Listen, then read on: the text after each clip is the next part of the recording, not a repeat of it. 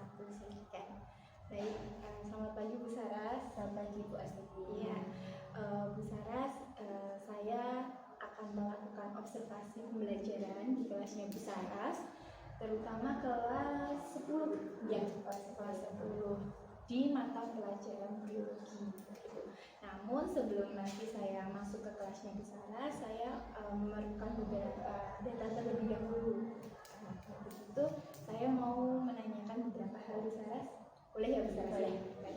Yang pertama, pembelajarannya tadi adalah pembelajaran biologi ya, biologi. Boleh tahu materinya materi apa Bu Saras? Kalau materinya sendiri itu bioteknologi. Materinya bioteknologi. Kemudian tujuan pembelajarannya apa ya? Kalau tujuan pembelajarannya itu siswa atau peserta didik dapat memahami mengenai bioteknologi modern. Nanti di sana mencakup yang namanya transgenik, kemudian teknik DNA rekombinan, kultur jaringan tumbuhan, cloning, kemudian bayi tabung. Begitu Bu. Pembelajaran yang luar biasa sebenarnya untuk anak-anak. Baik, nanti area pengembangan yang hendak dicapai dari pembelajaran ini apa Bu Saras? Baik, kalau untuk pengembangan yang hendak dicapai itu mungkin saya akan berpatokan atau berpedoman pada model pembelajarannya gitu ya Bu. Jadi dalam materi ini nanti saya akan memakai model pembelajaran discovery learning yang berdiferensiasi juga pembelajarannya, sehingga dalam pembelajaran ini nanti siswa dituntut atau diminta untuk bisa menemukan konsep atau penjelasan konsepnya secara mandiri gitu, sehingga harapannya proses untuk berpikir kritis, berpikir kreatif siswa terkait dengan bioteknologi modern ini bisa tercapai begitu. Baik, strategi-strategi yang disiapkan ini nanti untuk pembelajaran ini apa?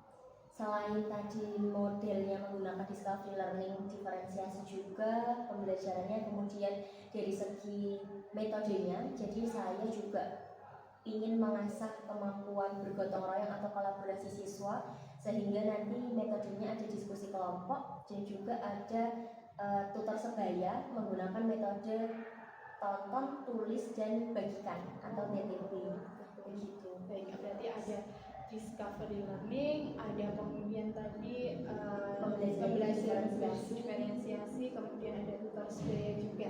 Baik, luar biasa sekali Bu Saras. Berarti kapan ini pembelajarannya Bu Saras ya? Rencananya hari Kamis 29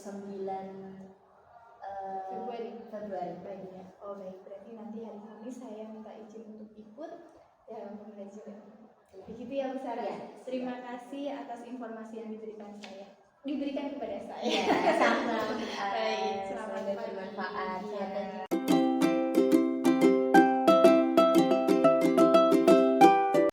Untuk mengawali kegiatan pada siang hari ini, kita sudah berdoa dimulai. Berdoa cukup. Oke, sebelumnya Assalamualaikum warahmatullahi wabarakatuh. Waalaikumsalam warahmatullahi wabarakatuh. Selamat siang anak-anak semua. Siang. Oke, kita persepsi dulu. Ada yang tidak hadir hari ini? Ada. Siapa? Nanda. Oh iya, Nanda kenapa? Nggak tahu. Jadwalnya sakit Bu. Jadwalnya sakit. Ngomong aja. Nanda aja? Ya.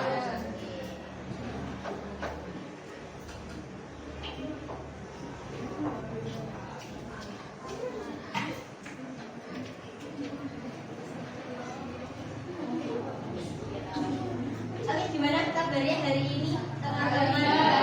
Baik. Kita di jam terakhir jam 1:30, jam 1 lebih ya? Masih semangat? Masih. Jangan mengantuk. Cuma panas Bu. Coba panas. Oke. Jil, kemarin kita bahas apa Jil minggu lalu? Bioteknologi, betul. Bioteknologi itu apa Mbak Tias? Bioteknologi, apa itu Mbak Tias? Bioteknologi.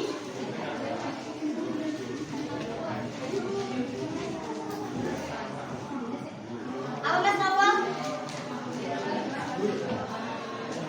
Ilmu ya yang memanfaatkan dan makhluk hidup untuk bisa menghasilkan barang dan jasa.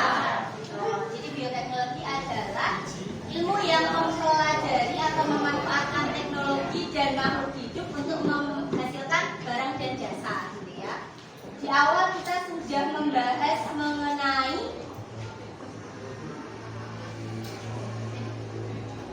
ini ya, ada tempe, ada tape, ada yogurt, dan ada kecap.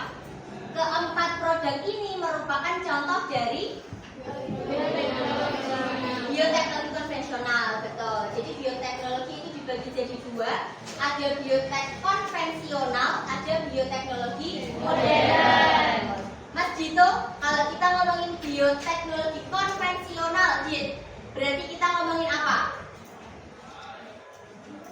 Konvensional itu apa, Jin? Secara sederhana dulu, apa? Bahasa sehari-hari kita.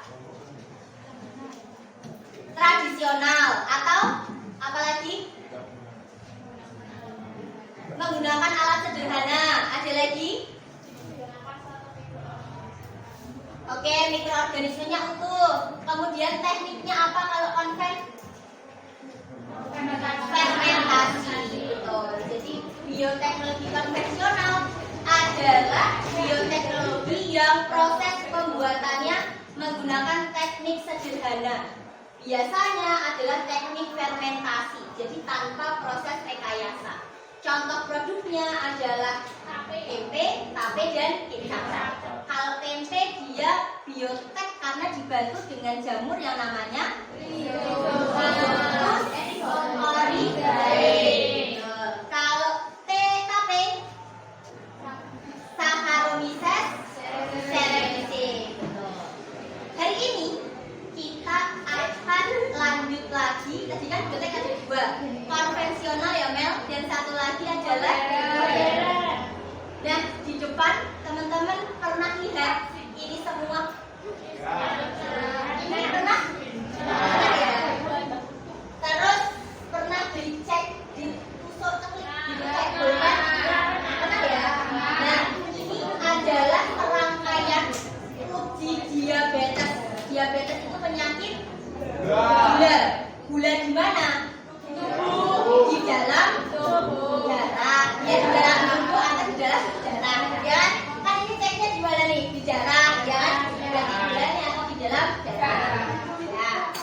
Nah, kalau orang yang gulanya sudah di atas 115, dia sudah tergolong diabetes mellitus. Karena diabetes ada dua. Kalau kencingnya banyak namanya diabetes insipidus.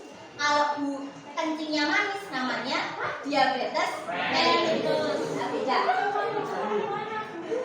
Gimana? Kencing manis itu gimana? Kalian pernah dengar ya kalau diabetes mellitus itu pipisnya atau bekasnya itu ada semutnya? Iya. Apa? Enggak, itu tetap nempel. Jadi kalau ada anggota keluarga kalian atau di kamar mandi kalian kok tiba-tiba ada semutnya, nah itu salah satu indikator diabetes. Karena diabetes itu ada dua, ada yang basah, ada yang kering. Kalau basah itu biasanya kaki atau tangannya kalau luka jadi oranye, ada airnya, nah itu basah. Kalau yang kering itu biasanya awalnya berisi jadi kurus banget, drastis, itu biasanya juga diabetes. Oke, nah kalau orang yang kena diabetes itu karena apa? Kebanyakan gula. Berarti di dalam tubuh ada yang tidak normal, ya kan logikanya? Apa? Pankreas. Karena pankreasnya kenapa? Rusak. Akhirnya dia tidak bisa memproduksi insulin. Logikanya, di dalam tubuh kita insulinnya nggak ada, darahnya akan tinggi, makanya kita butuh doping dari luar. Ya toh? Makanya kita disuntikan atau orang penderita diabetes itu akan disuntikan yang namanya insulin. Jadi ini adalah obat atau penyeimbang gula darah untuk penderita diabetes. Gitu ya. Dan ini salah satu contoh pemakaiannya, bisa di perut atau di lengan. Penyakit gula bisa? Gak bisa. Itu sudah gen. Jadi gini ceritanya penyakit gula ini. Kan kalian masih SMA. Kalian nggak tahu kan kalau sebenarnya mungkin dari kalian itu punya bibit gula. kalau ibu atau si mbaknya punya gula bisa jadi akan gula. Tapi meskipun kalian membawa gen gula, kalau kalian nggak tahu kan kalian nggak tahu nih, terus pola hidup kalian selengean, minumnya apa tuh, kain itu pakai apa tuh, primer, ya primer. Nah besok bisa jadi gula kalian ini pas masa apa gitu ya, pas cek ternyata segini gitu.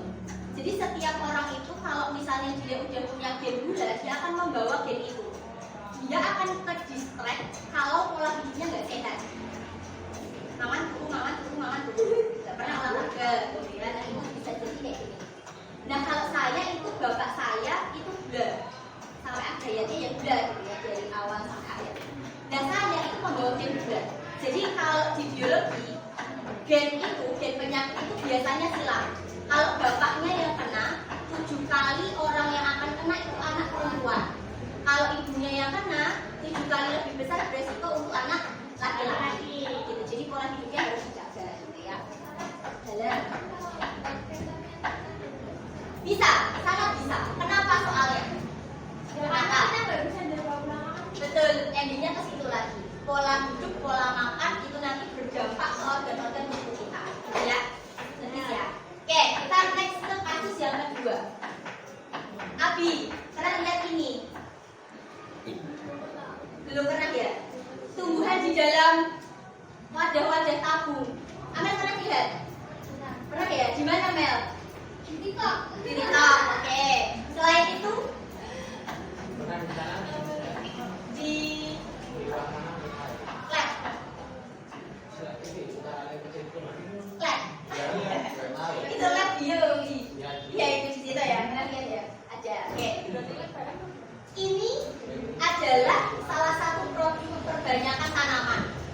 Jadi produk ini itu bisa diambil dari selnya, bisa diambil dari jaringannya, bisa diambil dari organnya. Teman-teman masih ingat ya sel jaringan organ? Sel itu apa?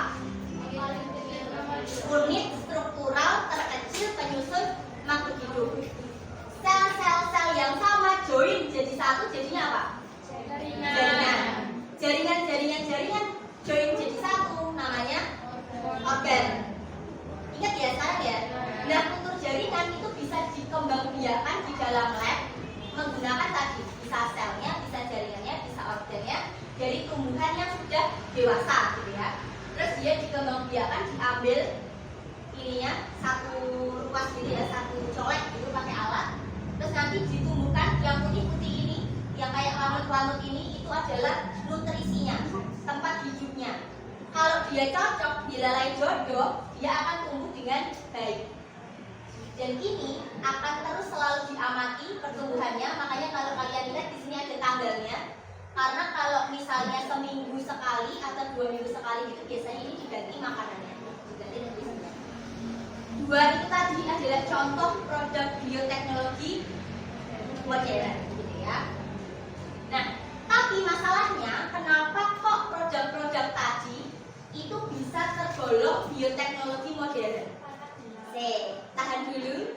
Kita cari tahu jawabannya sama-sama melalui literasi sesuai dengan minat kalian masing-masing. Ada tim visual, auditori, dan kinestetik.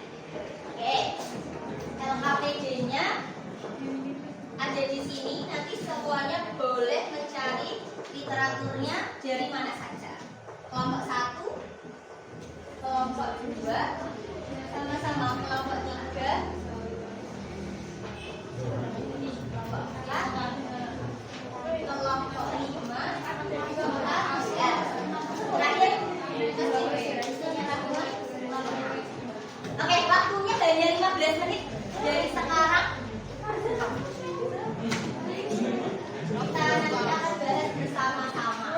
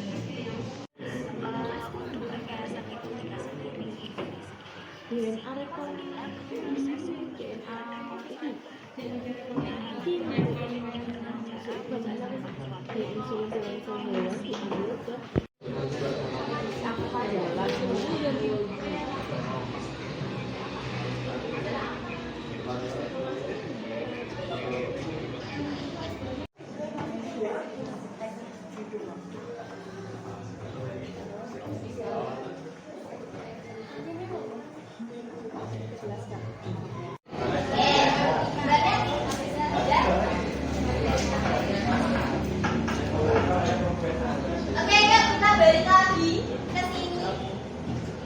Sebelum saya memberikan penjelasan yang sebenar-benarnya, salah satu dari kelompok kalian silahkan mempresentasikan hasil jawaban kalian. Tidak usah maju ke depan, masuk ke depan aja, biar teman-temannya yang lain lihat, biar si Zidan bisa lihat. Ada kelompok yang mana yang mau maju? Kelompok siapa? Kelompoknya Mbak Dea mau? Silakan Mbak Dea dan teman-teman untuk maju ke depan. Mbak Dea, Mbak Iva, Mbak Naura, Fadil, Tegar, dan Abi. Silakan untuk mempresentasikan hasilnya.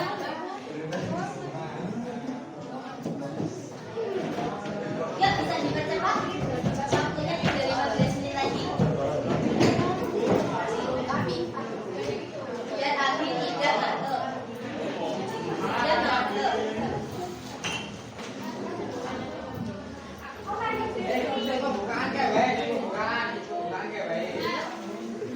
Tegar bajunya.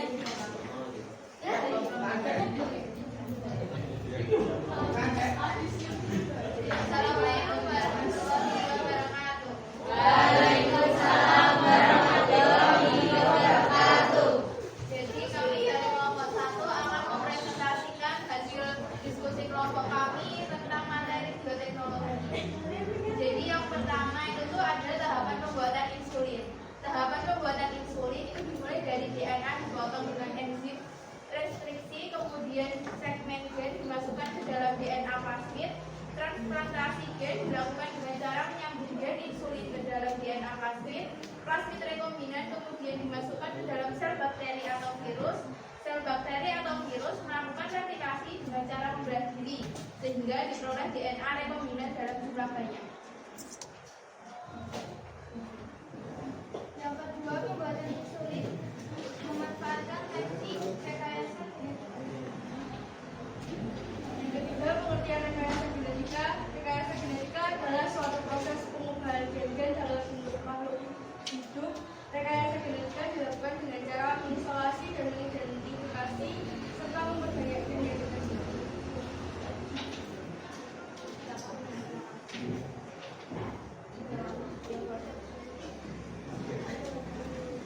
Antigen diinjeksi untuk multikus percobaan untuk menghasilkan antibodi dilakukan dengan sel B. Fungsi sel antara sel glioma, sel kanker, dan sel yang gagal.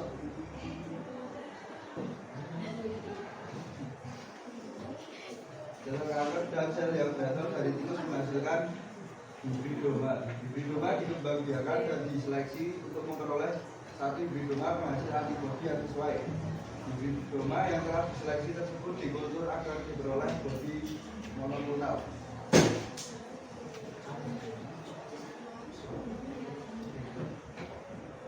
pembuatan antibodi monoklonal tersebut memanfaatkan teknik apa dalam rekayasa genetika?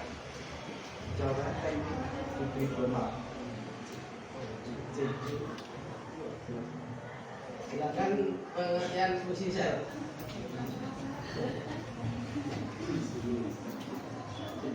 Jawabannya proses peleburan atau penyatuan dua sel dari spesies yang sama atau berbeda sehingga jadikan yang mengandung gen. Jadi kedua atau berbeda? Sekian presentasi dari kelompok 1. Terima kasih atas perhatian dari teman-teman semuanya.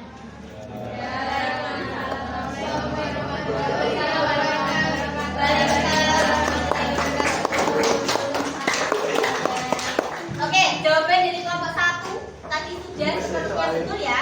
Kita akan coba bahas satu per satu. Untuk soal nomor 1 itu adalah proses pembuatan insulin. Teknik pembuatannya itu memanfaatkan teknik apa? DNA rekombinan atau rekayasa genetika. Jadi pada prinsipnya rekayasa genetika, namanya rekayasa itu adalah pengubahan apa? Gen. Namanya aja rekayasa genetika. Logis ya? Nah, caranya gimana gitu ya? Kita langsung bahas contohnya aja. Kalau di sini caranya adalah dengan mengisolasi. Kalau namanya mengisolasi itu gimana? Bahasa sehari-hari. Ya, dimasukin, kan? Diambil, terus dinengke wae. Itu namanya diisolasi.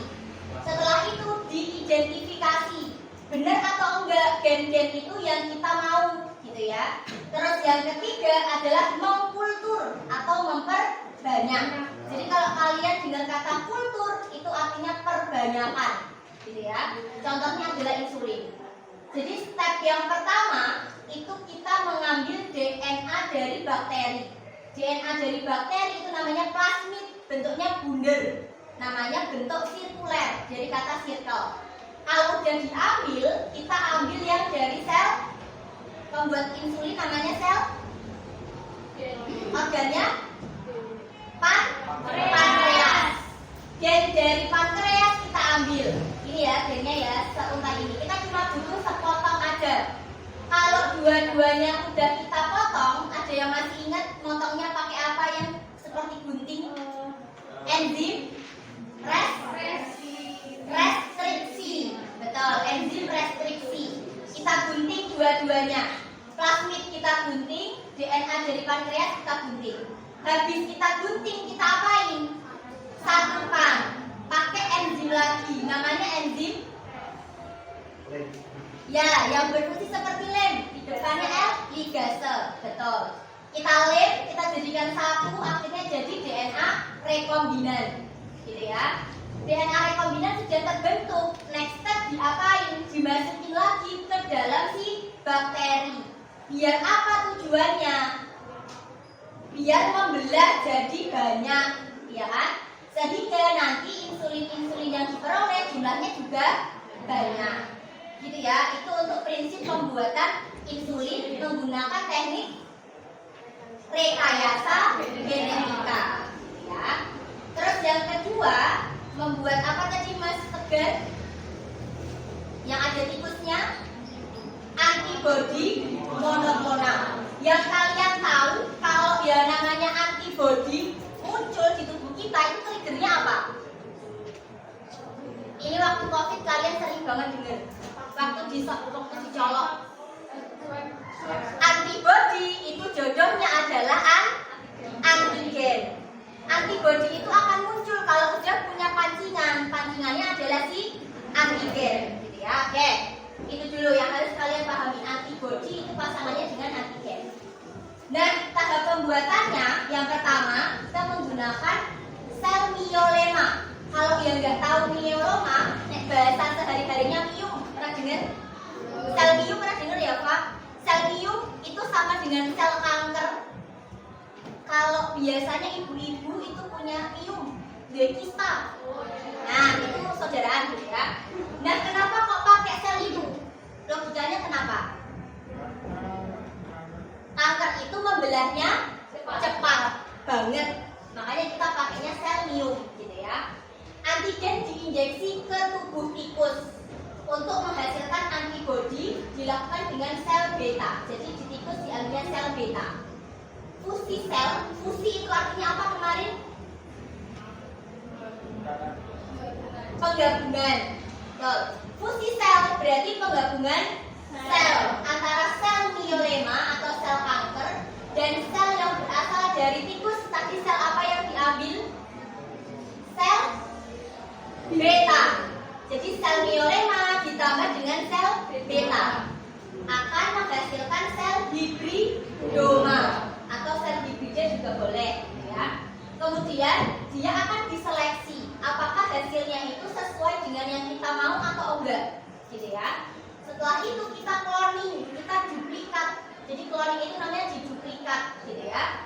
Kemudian diperbanyak sel-selnya. Setelah itu kita akan mendapatkan yang namanya antibodi monoklonal. Jadi antibodi monoklonal itu fungsinya sama seperti vaksin untuk pertahanan tubuh, tapi beda buatnya. Kalau vaksin yang kalian tahu buatnya gimana?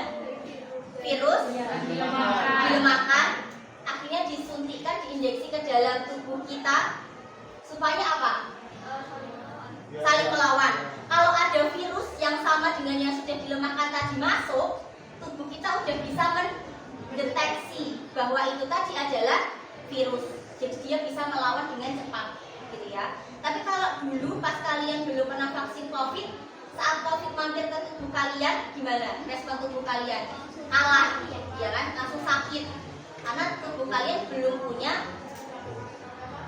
punya gambaran kalau itu si virus, gitu ya, virus COVID gitu. Nah, itu tadi adalah pembahasan kita mengenai bioteknologi modern, bioteknologi modern. Ada yang mau ditanyakan, Zidan? Ada yang mau ditanyakan? Aman? Oke.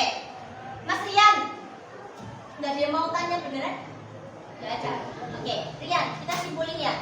Pelajaran hari ini ya, kesimpulannya dari bioteknologi modern itu gimana ya? Dari hasil tangkapanmu aja, apa yang mencentel? Mencentel itu adalah mencantol itu. Oh ya, yang masuk ke dalam pikiran Rian, bioteknologi modern ternyata punya berapa teknik? Apa sama apa? Betul, rekayasa genetika dan hibridoma atau fusi sel. Kalau rekayasa genetika atau rekombinasi gen atau DNA itu berarti pengubahan susunan gen. Kalau fusi sel atau hibridoma itu berarti penggabungan sel. Betul. Beda ya. Kalau fusi sel itu yang digabung sel, kalau yang rekayasa genetika yang diubah susunannya adalah gennya. Oke, itu saja. Ada pertanyaan. Jadi kesimpulan hari ini itu bahwa bioteknologi ada dua, konvensional dan modern.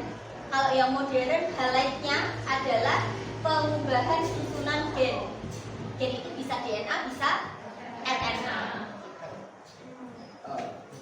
Itu sudah cukup. Oke. Untuk minggu depan kita akan mempelajari tentang pengaplikasian bioteknologi. Kita sudah tahu biotek ada dua dengan prinsipnya masing-masing. Next kita akan belajar sebenarnya biotek itu di kehidupan sehari-hari itu buat apa? Apakah dia itu diciptakan dengan sia-sia ataukah memang manfaatnya itu gak hanya di bidang apa yang kalian tahu? Pangan, kemudian kesehatan itu yang paling terkenal. Apakah hanya dua itu atau ada bidang yang lain? Gitu ya. Oke, nanti silahkan teman-teman pelajari dulu. Besok kita bahas sama-sama.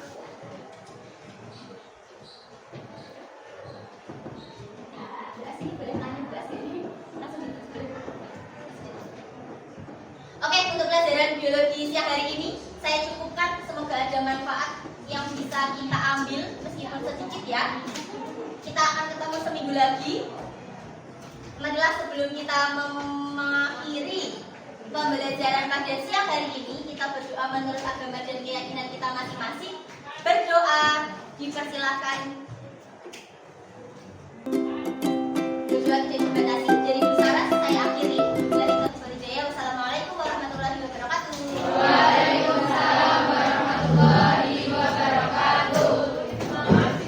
Sama-sama.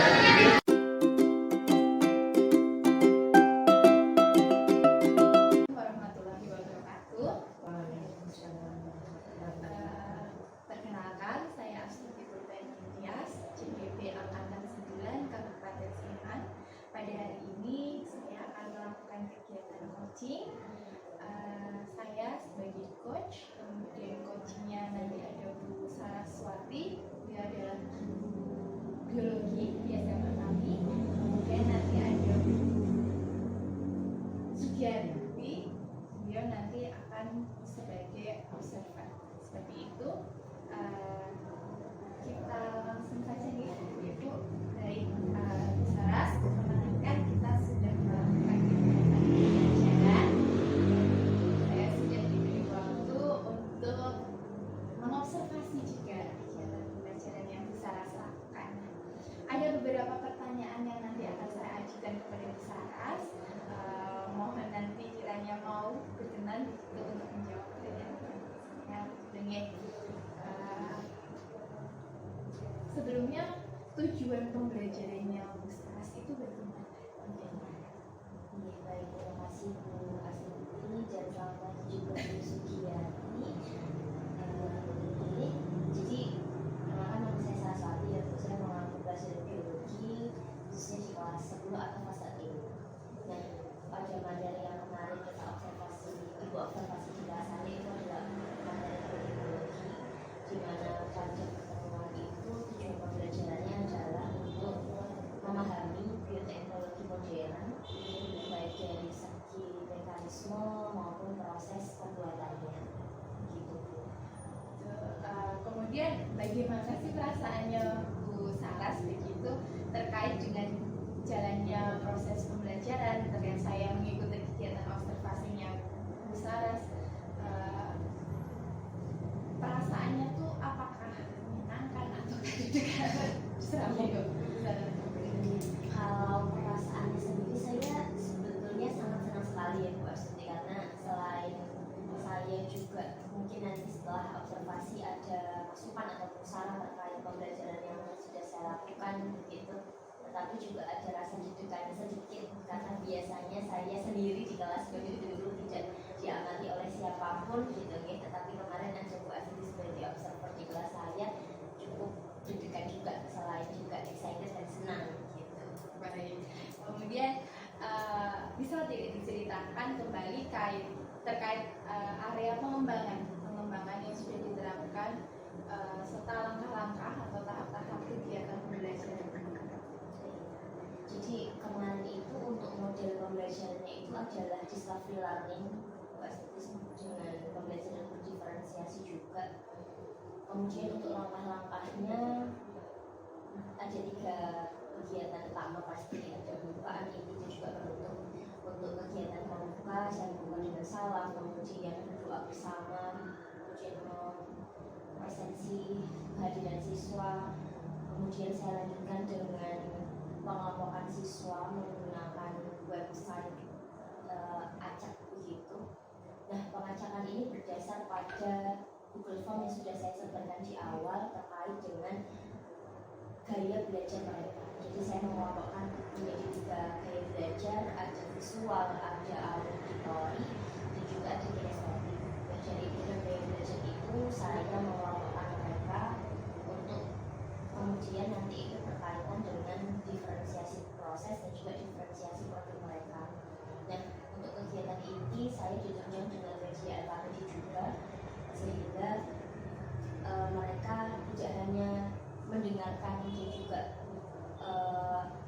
satu arah begitu ya, bukan hanya dari saya, tetapi mereka juga mencari tahu sendiri apa itu bioteknologi modern, bagaimana proses pembuatannya, sehingga harapannya mereka dapat lebih memahami konsep terkait bioteknologi modular. Baik.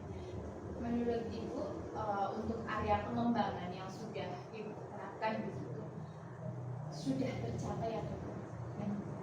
Mungkin kalau secara kognitif sudah tercapai dari hasil mereka mengikuti pembelajaran kemudian mengerjakan tes terkait penilaian bioteknologi modular itu sudah tercapai. Kemarin kan Bu Saras juga sempat menunjukkan kepada saya hasil bioteknologi anak-anak yang berarti secara produk pun anak-anak sudah praktik ya. Baik. Kemudian Bu Saras, menurut Ibu, apakah ada kendala yang dihadapi ketika melakukan pembelajaran di kelas? Kalau untuk kendala sendiri itu disebabkan ada gitu ya, ada kendala. Nah, kendalanya ini dikarenakan jam pelajaran saya di kelas itu dilalah itu kebetulan memang jam siang, jadi jam rawan anak-anak itu mengantuk, bosan karena jamnya siang gitu, sehingga perlu treatment khusus gitu untuk sebenarnya gimana cara memberikan materi, memberikan penjelasan kepada anak-anak. Jadi lebih ke situ kendalanya. Baik. Ibu punya strategi khusus apa tidak ini untuk meminimalisir kendala-kendala yang tadi Ibu hadapi? Iya. Kalau untuk meminimalisir atau mencari solusinya, saya lebih ke melibatkan mereka untuk bekerja. Karena bagi saya kalau mereka itu terlibat langsung dalam bekerja itu mereka akan tidak ngantuk, tidak tarik gitu. Sehingga kalau tadi ada pengelompokan berdasarkan gaya belajar itu juga ada kaitannya LKPD yang saya berikan. Jadi di LKPD itu memang saya meminta siswa untuk menggunakan gadgetnya gitu ya. Jadi tidak hanya buku LKS dan juga diskusi, sehingga mereka pun juga lebih tertarik untuk mengerjakan, dan itu bisa menjadi salah satu treatment solusi dari kendala yang tadi saya sebutkan. Berarti dengan mengaktifkan anak-anak tadi, memberi pekerjaan mereka, tidak membiarkan mereka untuk menganggur istilahnya ya. Terus kemudian tadi LKPD yang sesuai dengan kelompok gaya belajar. Bagus sekali Bu Saras, luar biasa itu memang. Kemudian kira-kira strategi-strategi ini akan Ibu apakan setelah menurut Ibu kan ini sudah berhasil nih ya kan, sudah berhasil di satu kelas. Kiranya Ibu akan karena ini ternyata sudah berjalan dengan cukup bagus gitu ya. Jadi rencananya di kelas yang lain pun kurang lebih saya akan menerapkan metode dan model yang sama seperti di kelas yang kemarin sudah kita akan bersama itu. Tadi kan ada sedikit hambatan untuk kelas yang kemarin ya Bu. Apakah Ibu akan menerapkan tindak lanjut itu di kelas yang kemarin mengalami hambatan? Kalau tindak lanjut di kelas yang kemarin ya, itu selain mempertahankan cara yang kemarin, saya juga akan menambahkan terkait ice breaking. Oh, ice breaking. Iya, kemarin mungkin belum ada ya Bu ya. Kemarin belum disisipkan ice breaking. Jadi kalau untuk pertemuan selanjutnya, saya akan menambahkan ice breaking dalam kegiatan pembelajaran. Mantap itu Bu. Memang kalau siang tuh kadang si ice breaking itu mereka terus melek gitu Iya. ya. Kira-kira kapan akan mulai dilakukan itu Bu? Minggu depan setelah libur lebaran sepertinya. Iya. Iya itu sudah mau lebaran. Betul. Oh iya. Liburan kan puasa dulu. Kemudian PTS Ibu. Oh iya, Ding. Betul, kalau di tempat kami ada PTS terlebih dahulu, baru pembelajaran biasa setelah lebaran. PTS-nya PTS-nya 18 sekitar tanggal 18 Maret. Iya. Baik, Bu Saras, sepertinya itu yang bisa saya tanyakan. Begitu, terima kasih sekali karena sudah mengizinkan saya untuk mengobservasi kelas Bu Saras. Semoga yang sudah bagus dari apa yang Bu Saras lakukan ini bisa diterapkan juga di kelas-kelas yang lain. Kemudian yang masih kurang tadi bisa diterapkan juga di kelas yang sama maupun di kelas yang lain. Terima kasih ya Bu Saras. Tepuk tangan dulu. Bu Sujati, apakah ada tanggapan? Assalamualaikum warahmatullahi wabarakatuh. Waalaikumsalam warahmatullahi wabarakatuh. Terima kasih kepada Bu Astuti dan juga Bu Saraswati yang telah mempraktikkan ya, yang telah diberi ilmu oleh Bu Astuti, kemudian melaksanakan. Nah, itu diacungi beberapa jam agar nantinya bisa juga untuk untuk kelanjutan ikut termotivasi ikut guru menggerak ya. Karena itu kalau tidak salah ada batasan 5 tahun. Iya, itu ada Baru 5 tahun tahun. ya. Jam berapa tahun berdua? 3 tahun. Oh, nanti lagi ya. ya. Nanti ikut aja ya. Karena apa, ilmu itu tidak akan sia-sia lah. Iya. Ilmu baru itu kadang-kadang ya itu banyak yang wah sama lu mendadak gini-gini. Iya. Nah, Berat. iya berat Tidak. gini, tapi ya setelah melaksanakan itu mengalir saja lah gitu ya. Insya Allah semuanya akan baik-baik saja dan menambah ya tadi ya seperti Bu Astuti mengimbaskan pada Saras ya kan. Bu Saras juga akhirnya tahu ya penggunaan ice breaking yang lebih apa istilahnya lebih diutamakan juga ya itu ya. Jadi saya kira ya itu tadi selamat sudah. Terima kasih. Kalau dari praktek yang tadi saya lihat yang direkam ya itu suara juga sudah apa ya istilahnya sudah mencapai 1 kelas dengan semua ya jelas. Terus kalau secara keseluruhannya juga sudah bagus ya. Data awal itu untuk sudah ada ribet juga yaitu tepuk tangan. Kalau menurut Bu Sarah sendiri apa yang masih kurang? Ada yang masih kurang tidak? Kalau untuk yang pertemuan kemarin memang ice breaking itu jadi belum semeriah mungkin karena mungkin kemarin ice breakingnya belum ada. Oh gitu. Iya, tapi Yang pertama. iya, Kalau yang kedua pakai ice breaking. rencananya akan iya. Oh iya. Itu ya yang dirasakan masih Iya. ini ya.